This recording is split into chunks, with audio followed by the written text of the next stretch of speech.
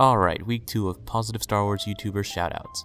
First up, on Monday I promoted 100% Star Wars, who focuses on lore videos specifically around the Old Republic era of the Star Wars Expanded Universe. He looks at the characters, detailing their history, powers, and overall narrative, and sometimes how it can relate to what we are getting next. On Tuesday, I gave a shout out to the great podcast Kessel Run Weekly, who has some really great interviews where they sit down and talk to fans, cosplayers, and even Broomboy himself. They also review Resistance episodes, discuss the parallels between Star Wars and other franchises, and honestly, so much more. Be sure to check them out. On Wednesday, I shouted out Star Wars Ramblings, a great positive Star Wars YouTuber who discusses the current state of Star Wars, gives books and general canon reviews, live streams, and overall gives out honest and positive looks at the Star Wars universe. His personal video editorials are really great and very informative. And finally, I gave a shout out to Marauders Guild, a channel that looks into the what-if ideas of the Star Wars fanbase, discussing what if Anakin and Obi-Wan were both on Utapau, what if the Empire won the Galactic Civil War, and much more. On top of that, he also discusses Battlefront 2 and makes speculation-type videos. Check out these great channels. Now up next is a great interview with 100% Star Wars, where we discuss Solo, streaming services, and Knights of the Old Republic. Enjoy! Hello there everybody, welcome to Positive Star Wars YouTubers, entry number 2. Today we are going to be interviewing 100% Star Wars, other known as Luke. Hello there, Luke. Hi, it's a pleasure to be here, thanks for having me. Absolutely. So one of the reasons I really wanted to interview you is because we have, in Star Wars generally, we've had a lot of discourse. Would you agree with that? Yes, I would. Yes. Yeah, definitely. And it feels like almost every other week there is another new thing to be mad about in Star Wars and another kind of big thing. And I'm not even saying that all of the discourse is wrong, or I don't agree with some of the discourse. Discourse can be healthy. It can be absolutely healthy. Yeah. Definitely can. But one thing I really admire about kind of how you see it is you don't necessarily like to choose sides. Is that correct, or how would you say? Yeah, I'd consider that to be correct. Yeah. I just consider myself a Star Wars fan. Like, I don't put a bracket over myself. I'm an EU fan. I'm a canon fan. It doesn't matter to me. It's just Star Wars. I'll watch it, read it, play it, whatever it is. And if I like it, then I like it. If I don't, I don't. That's kind of how I see it. And that's great. I think we definitely should have more fans that have kind of this mentality of just looking at everything as just Star Wars, Yes. I have to ask, what's your favorite Star Wars movie so far? Oh, that's a really hard question. I know. I don't really like sort of classifying my rating system. Like, I don't really have a system like this is 1, this is 2, this is 3. Yeah. I don't really like putting them under that bracket because I enjoy all of them. Like, I've enjoyed every single Star Wars movie that's ever come out. So but at the moment, if I could say one movie that I think is the best, I probably would say Solo, which is quite a controversial one. Really? I love Solo. That's great. I think it's very interesting how diverse everyone's opinions are when it comes to like each of the Star Wars films. And it is true now that almost everyone, one of the films is somebody's favorites, Yes, definitely. Before Solo came out, I probably would have said Rogue One. Okay. But there's something about Solo that I just love. Like, before it came out, I was very much like, I don't like the look of this. I was very much in that ballpark. I didn't really like the castings. I didn't think Alden Ehrenreich would be able to pull off a young Harrison Ford. Yeah. The only casting that I really liked was Donald Glover, and ironically, I think that Alden Ehrenreich is the best performer in Solo, and I thought Donald Glover was quite average. Like, I didn't think his performance was anything special, so it just shows how my opinion was switched when I watched the actual film. But I just love it. Like, there's something about it that I just love. It's just pure Star Wars to me. Yeah, definitely. Do you want Alden to come back in some way, shape, or form? Yes, like whether that be a sequel or, I don't know, maybe even appear in a television show? Anything, a television show, a movie, it doesn't matter to me. I think he was incredible. Like, I came out of the cinema like, damn, like, he nailed that, because I was so skeptical going in. Like, I really thought this was going to be a poor movie. I made a video on it a few months prior about how I thought that this was just a big test, like it was just a viability test for the franchise to see how their characters would be able to fare on their own against other franchises, because it was obviously released just in the middle of Avengers and Deadpool and The Incredibles 2 and stuff like that, big films, Jurassic Park. And I really thought it was just a test, and that, you know, the fact that it wasn't marketed either, like they didn't go out on the marketing for Solo at all. It was only a few months before that we got the full trailer. So, but I watched it, I loved it, and I think it's my favorite. Yeah, Solo is a really great movie that I have rewatched a few number of times, but I definitely need to rewatch it more. Yeah, it's just a really good film.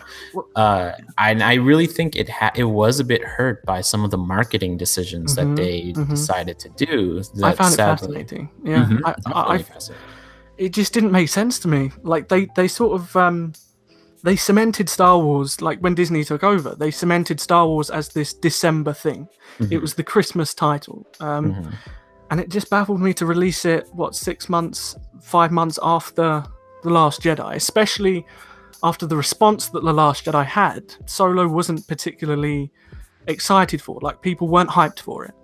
And to release it so quickly after a film that was successful but divisive, I thought that was a bit odd. I do have to say. Yeah, no, the fact, if you look at kind of when the trailers have all come out for each of the Star Wars films, I mean, almost every other Star Wars film in the Disney era have had almost double the amount of time, you know, than Solo has. Yeah. Solo just had a few months, you know? It was just like, what do they call it? Like teasers, like snippets? They had that early trailer. I can't remember when that came out. Like February or March, I think. Well, it was after The Last Jedi, which unfortunately that's just not enough time. No, it was really not enough market time. The film. And I think the Bob Iger, is he the chairman of Disney? I think he is. Yes. He came out and turned around and said it was his fault. Like they made mistakes with marketing. Yeah. And I honestly don't think. I think it was purposefully done. I don't think you could be that oblivious to the possible negative effects of releasing it in that time period, especially after The Last Jedi. So I don't know. I'm a bit of a conspiracy theorist when it comes to this, because I'm pretty sure it was a big test, but who knows? Maybe it was a mistake. No, I mean, personally, I probably see it more as a mistake on their part, as to them thinking that they can have this really big summer release. But, you know, and anyone can have their interpretation as to how it went. Sure, One thing, hold on, I'm trying to pull this up. I retweeted something. I don't know if you saw, but the Blu-ray sales for Solo has been really, really good. Really, and it's like number 11 right now, and that's impressive given the fact that not a lot of people went to go see Solo. I know. I was honestly shocked by how poorly it did at the box office. I can't remember what it was, but it was under 400 million, wasn't it? Yeah, no, it technically did flop. It was a box office bomb. Yeah, it was a box office bomb. Obviously, they had all the reshoot costs, which made the budget inflate considerably. Yes, and that is what I think really got them, because if they didn't do a lot of the reshoots, if they didn't spend almost, you know, double of what they have, you know, then it wouldn't have failed. It really would have done pretty well, at least considering how much it took for it to be made.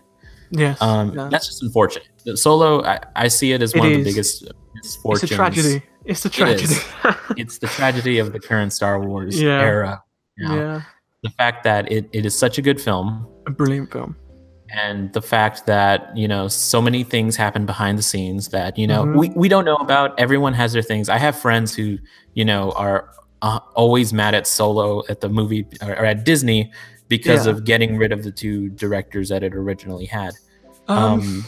Yeah, but it's hard to say, right? Yeah, I mean, if their vision isn't coming across the way the company wants it, then you can't just, like, this is a big project. It's a lot of money being put into something, and if they don't think it's gonna work, then they've got to make that decision. But at the same time, they've obviously had confidence in the movie to decide, you know what, we're going to bring in a new director.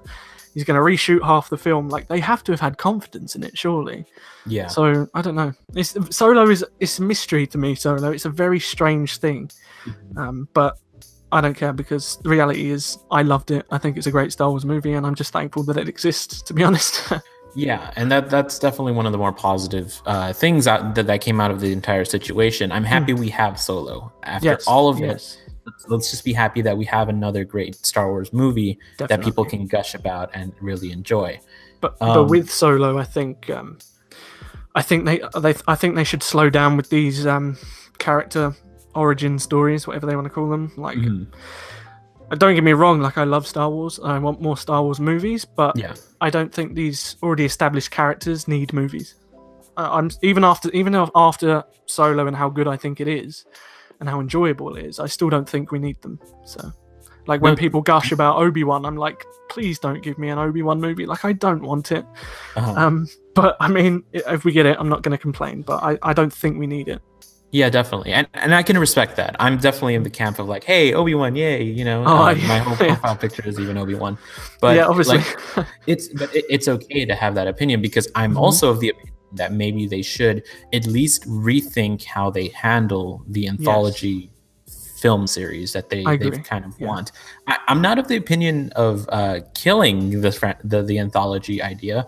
I just think maybe they should rethink how they go about, you know, when they go out, where they go out. What do you think? I think these anthology movies, they don't need to be movies. They can be told on smaller scale, in smaller scale projects, like The Mandalorian, for example. That could have easily been the Solo movie, but on their Disney Plus. They didn't need to make a massive budget film for Solo. I think the massive budget films need to be for the big scale movies, and I don't think Solo was that. It was very small scale. It was a very personal story. Absolutely. And I've always been of the idea that if we're going to be delving into this Disney Plus idea, we should really kind of delve into it. Let's have movies that are specifically set for Disney Plus. Oh, you think so? Why can't that be the home of the anthology films? Yeah, I would agree. Smaller budget stories. Just they don't need to be £300 million movies. I think if you're going to spend £300 million dollars on a budget for a movie, the movie needs to be something special. I think it shouldn't just be Solo origin story. And what I come across online a lot is people they're very purist with the idea of it has to have a big release and stuff. And I just think big releases, theatrical releases, all great. I just think we need to really think about what goes into theatrical release and what can be utilized with Disney Plus. I really hope they sell the shit out of Disney Plus, because let's start having really great content. Let's get people incentive. You know, we already have a lot of incentive. We have The Mandalorian. We have the Clone Wars season. Can't wait.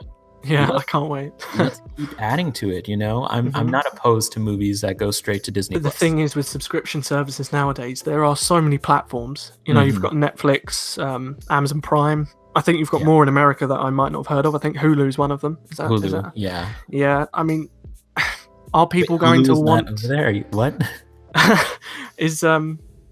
Are people going to want to spend more money on another platform just for Disney?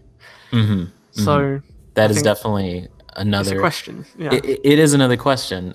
You know, I foolishly just, like, I signed up for a year-long subscription to the DC...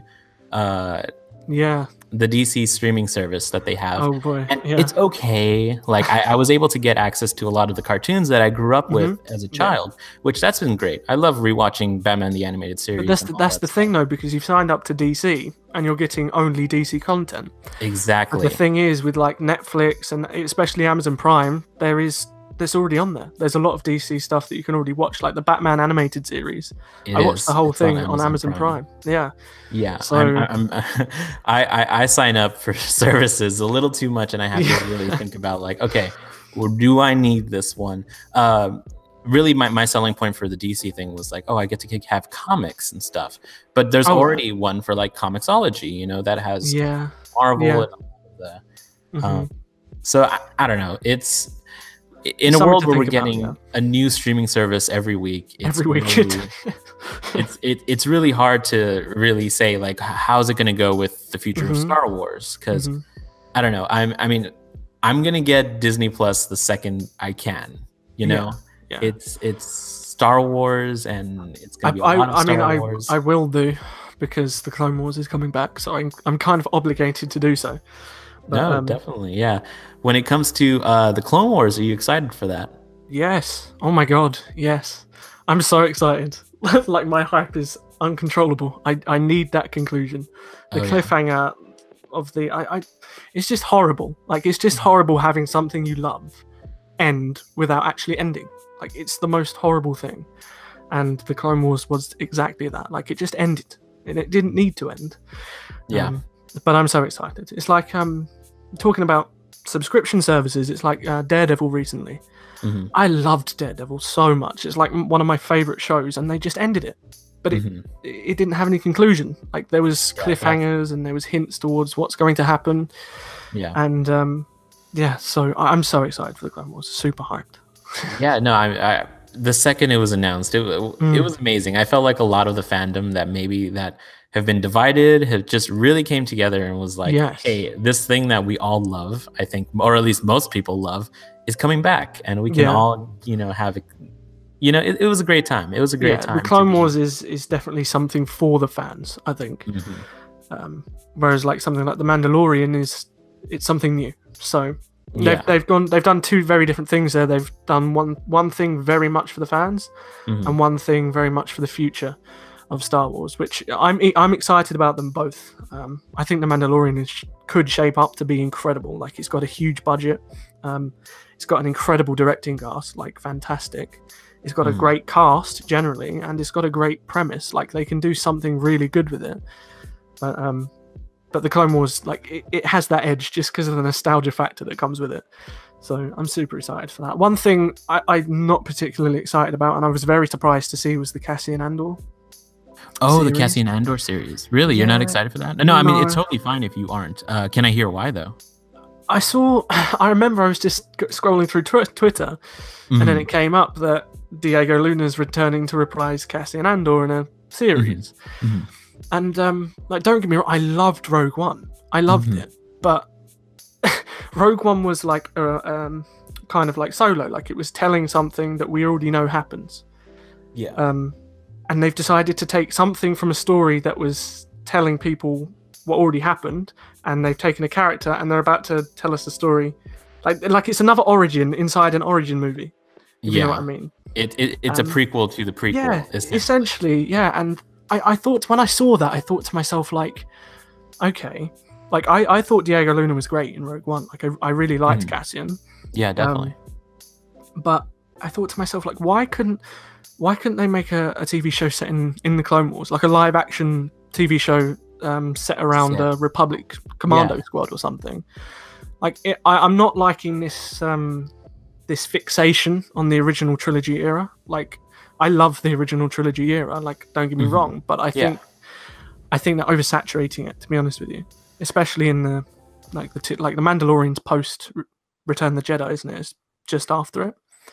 But I still think, like, they have such a broad universe. Like, Star Wars is so big, so much, and it's all focused on the original trilogy. And it's just like, have a bit of like faith in the IP. Like, I bring it up all the time. Obviously, my channel's based around the Old Republic, but like that era is so beloved, so unbelievably beloved, and they're not touching it in any way, shape, or form. Which on one side is really irritating for me, because like, I want more Old Republic stuff.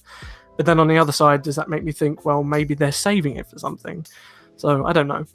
But I still think, like, to give the prequels some TV love. Like, I would have loved Cassian Andor to be like Republic Commando, for example, a TV show about Republic Commando. I would have cried if they announced that. So yeah, I mean, I agree. We, in canon right now, we are so focused around the original trilogy, specifically pre A New Hope, around that time.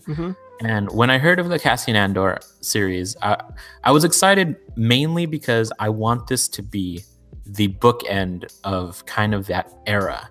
I want it to end. I want it. They're gonna go big on an ending for kind of that era, then let it be the Cassian Andor. Make sure it connects to everything that has ever come out within that era. I want to see connections to the novels that were like around the era. I wanted to see connections to Rebels, specifically Rebels, because it would have to take place. Yeah, it would have to. Like around, during, shortly after, you know, it would have to be right next to it. So but then I'm also on the side that I don't like things constantly connecting to each other. Oh, really? So I'm kind of a contradiction. Like, I want things to be set in things that I love, so they're going to connect to each other, obviously. But then I think like I said before, Star Wars is so big. Like, not everything has to connect and everything. Take place in the same space, essentially. You know, you get characters that you've seen in completely different stories turn up in other stories. So it's a bit like I remember in the Inferno Squad book. I can't remember his name, but like the guy that Ahsoka falls in love with, Hux, Lux or something. Is Lux. That Hux? Yeah. Oh no, it's an Ux something. Yeah. But yeah, like he showed up, and I thought to myself, like I liked it. Like, oh yeah, like there's a character I know, but at the same time, I thought like, did you need to bring in a character that I already know into this completely fresh story? But at the same time, like it's not something that I'm going to complain about. Like I loved the Inferno Squad book. I thought it was fantastic, but I don't think everything needs to connect. Okay, no, definitely that is completely fair. Yeah, I think everyone, depending on, you know, like how they feel on a lot of the canon, you know, they'll have different opinions when it comes to like what should connect and when it should connect.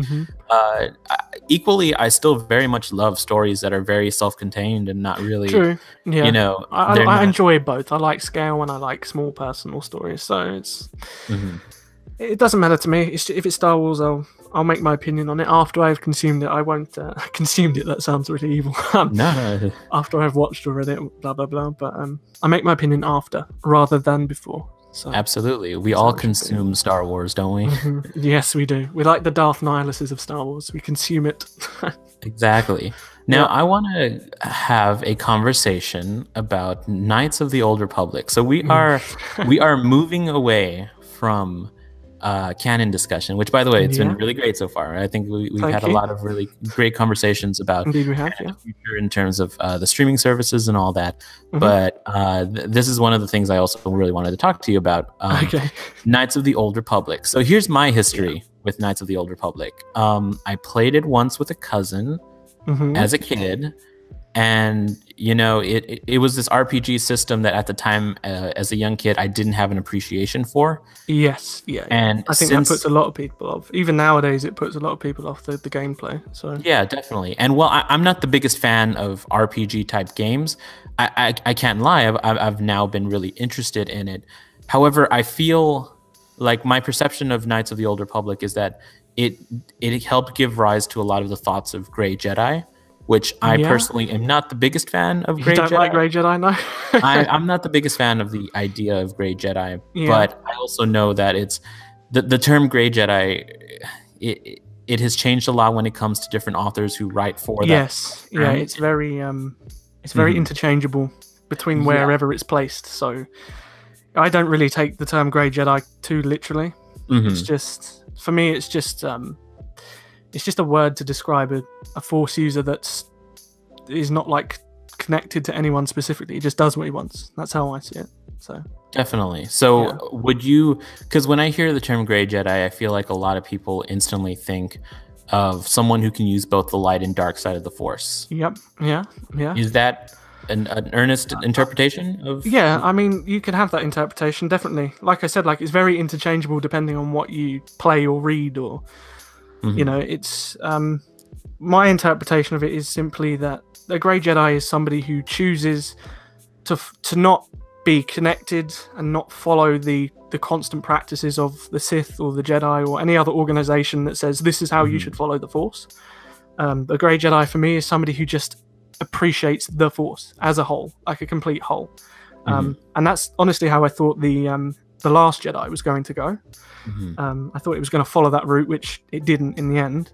But that is definitely one way to see it, like a balanced Force user who uses light and dark. Yeah, sure. Like a lot of people claim that Revan is a Grey Jedi because, you know, he has been Darth Revan, and then he was Jedi Revan, and so on. But yeah, that's a fine way to see it. Yeah. Yeah, and again, I think I really need to delve more deep into like my opinions on a great Jedi. I've always thought, between light and dark is very corrupting. So wouldn't it naturally like corrupt who you are? I actually had a conversation with Matt Martin on Twitter about this. Oh, really? About Grey Jedi, because I wanted like a clarification, like, is Grey Jedi an official term? Yeah. And he said no, it wasn't. But he said the dark side innately corrupts. But to me, the dark side is about emotion. The dark side is not about suppressing your emotion. It's about fully allowing your emotions to take hold, and that makes you human. People get angry, people are selfish, and if you repress that, why does that make you good? And if you use that, why does that make you evil? So that's kind of my view on the whole situation. So I remember having a conversation in my Discord server about the Jedi and Sith codes. Yeah. And to me, the Sith code makes a lot more sense. Like, that makes me sound like some sort of evil person. But the Sith code, it makes more sense to me, because it's about being human. It's about having weaknesses. It's about expressing your emotions and who you are instead of repressing it. And I don't like the Jedi code. I think it's very poor. So yeah. Well, there's definitely an air of like coldness to the Jedi Order and the Jedi code in general. Yeah. And I think by no fault of the prequels kind of showcase that a lot. Definitely. Yes. I think a lot of people miss that in saying like, oh, the Jedi are supposed to be the correct, and like, but the prequels make it pretty clear, and also the Clone Wars, that the Jedi are definitely not. They're not perfect. They're not perfect. They're not this all good organization. They have their own motives and agendas, just like any organization does. And that's why I absolutely love Kreia from Knights of the Old Republic 2, because she completely goes against this idea that you have to follow the Sith or the Jedi or the dark side or the light side if you want to be a good person. Or, like, it completely shatters that entire foundation through one character, and I love Kreia from Knights of the Old Republic. Interesting. Brilliant. So that leads me back to Knights of the Old Republic. How would you sell me on playing these games? Like, in your opinion, what is Knights of the Old Republic to you? Is it like this big hallmark of the Star Wars expanded universe that really kind of encompasses like the best of the best of it, or how would you say? Question. I know. Yeah. Well, I actually played Knights of the Old Republic 2 first, and then I played Knights of the Old Republic 1 sometime after. Okay. Knights of the Old Republic 1 is very much a Star Wars story. Like, it's about a character going from nothing to saving the day. Like, it's like a hero's journey, essentially. Yeah. It's very stereotypical Star Wars, which is fantastic, and it is, in my opinion, it is equally as good as the original trilogy. It's up there. But Knights of the Old Republic 2, which is completely different. Like, it completely shatters the stereotypical Star Wars story. It really it undoes all of the foundations that George Lucas puts in place, especially with the Force, and it questions it. Like, it asks questions about morality and good and evil, and like I said, like light and dark, and Jedi and Sith. It's like a philosophical deconstruction of Star Wars.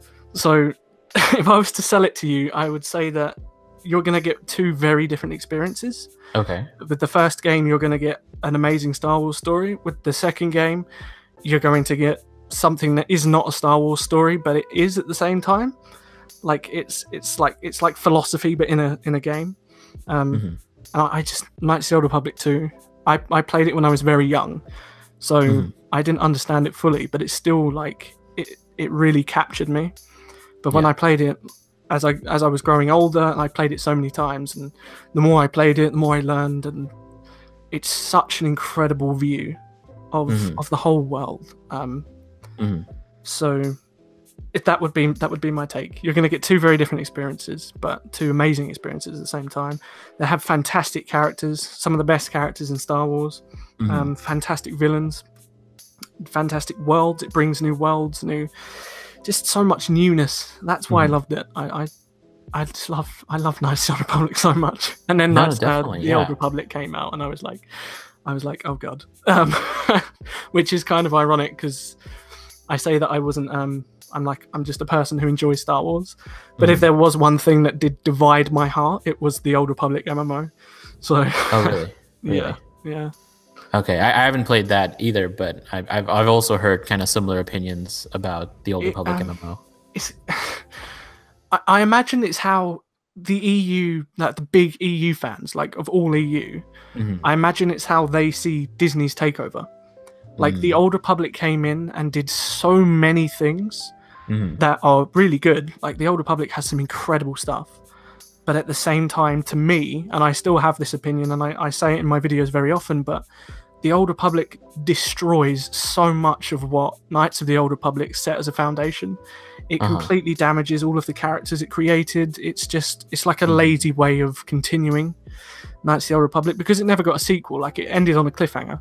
Yeah. So, but at the same time, I think the Old Republic is really good in some places. Like it has an amazing original story, but everything that connects to Knights of the Old Republic is, in my opinion, diabolical. So I see, very interesting. And yeah, I remember hearing a lot of people's takes, especially when it came to the Revan book. That came out. Yeah. So on that, yeah. So, but out of this whole thing, I really have to say, I really appreciate your passion for Knights of the Old Republic, and you could definitely feel that through your videos. I think they're really amazing. Thank you. Really good quality, and yeah. So I think it's all of this is enough, definitely, to have me go try out and play Knights of the Old Republic again. Please do. Yes, please do.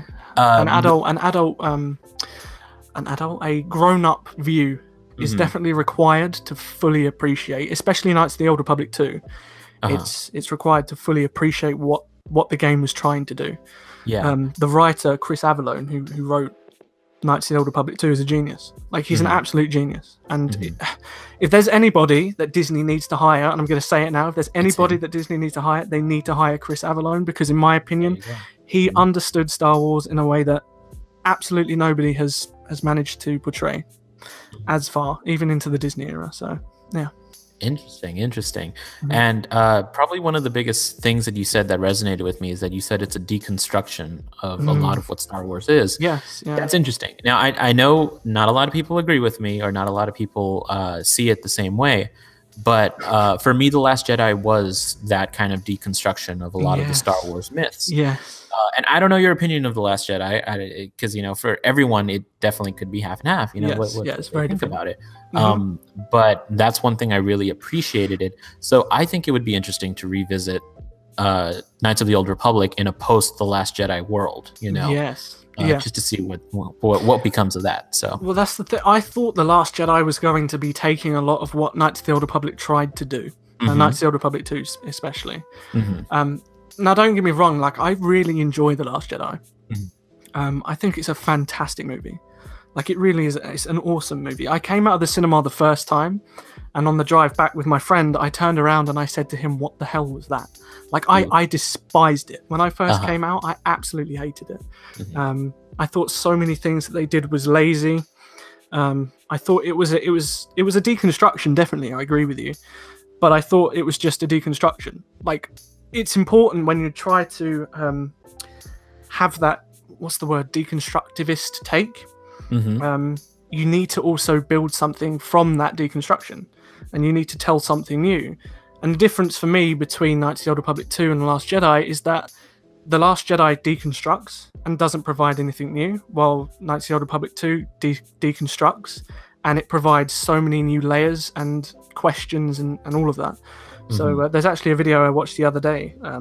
It's literally called KOTOR 2 versus The Last Jedi. I recommend it. I've seen it. I've seen that video. And it kind of relays my opinion. Yeah. But and then I watched it, The Last Jedi, after, I think it was like 4 or 5 days after, with my dad. And then I came out and I was like, oh my god, this is my favorite Star Wars movie. Like my opinion completely switched between 2 different viewings. Yeah. And I've seen it a lot. Yeah, I've seen it a lot since then. Yeah, I've seen it a lot since then, and my opinion is very, like, it's inconsistent. Like sometimes I'll think to myself like, this is really good, and then I think actually like, no, this isn't really good, and then I'll be back up like, yeah, this is great, and then back down. But I have a lot of love for The Last Jedi, but I can understand why so many people despise it, because I had that exact opinion when I first watched it. And even though I love it, I still think there's so much wrong with it, and I think so much more could have been done, because it had the premise to be the most amazing Star Wars movie ever. But I think they missed a trick with it, definitely. But at the same time, I think I love it. I enjoy it. It's great. Yeah.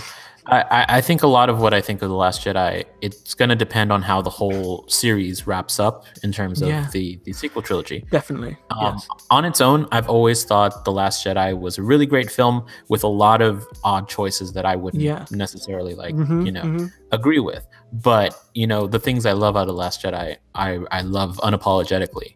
Definitely. The cinematography of The Last Jedi. Oh my God. It's I remember that scene where Holdo rams through the Supremacy, and the first time I saw that in cinema, I was literally like, "Oh my God!" Like, my mind was blown. Like, it was like the most. I still think that's probably one of the most incredible scenes that's ever been shot, even though there's a lot of like debate around like the logic of it. Like, at the same time, it was such an amazing thing to watch. Yeah. Spoiler alert if you haven't seen The Last Jedi, but like when Yoda came back, I was crying. Like it did hit me, but at the same time, it also, it's one of those things that hit me positively in so many high ways. Like there was massive highs, but there was really low lows. So I guess Rian Johnson did what he wanted to do. Like he said, he wanted to make a movie that not everyone enjoyed, but a movie that people either loved or hated. So yeah. I mean, it definitely added a new layer onto the Star Wars fandom that, for better or worse, now everyone is talking. Everyone is definitely talking. Yeah, 1 year on and it's still a hot topic. So but that's what it is. So I have to say, this has been a really great conversation, and I want to say thank you so much for being here. And if anything, out of all this, I want to play Knights of the Old Republic. Well, thank you for having me. And I would say play Knights of the Old Republic as soon as you can. Definitely. Do that. Yeah. And I might even, who knows? Who knows? I'm just thinking out loud now, but I might even make a video series just on like how my reactions to Knights of the Old Republic while I play them. So who knows? We'll see. You definitely should, yeah. So that's it. Is there anything you want to promote or anything that you are working on right now? I get a lot of hate from my fans because I don't tell them when things are coming out, and my Exarchon Chapter 2 just came out recently, and people have been waiting just the short time of 6 months for the second part. So I have some stuff in the works, so just keep an eye out on my channel. I have a Discord server which is incredible. Like, I have so many amazing people. I've met so many good friends. It's such a like chill place. There's no toxicity, and just follow me on Twitter and all my social medias, and yeah. Great. Okay, so all of the links will be down below. Thank you so much, 100% Star Wars. Thank you, Luke. Thank you. And everyone, may the Force be with you. May the Force be with you. Thank you again to Luke of 100% Star Wars. Great interview, and now I can't wait to jump into Knights of the Old Republic. I hope everyone enjoyed today's episode.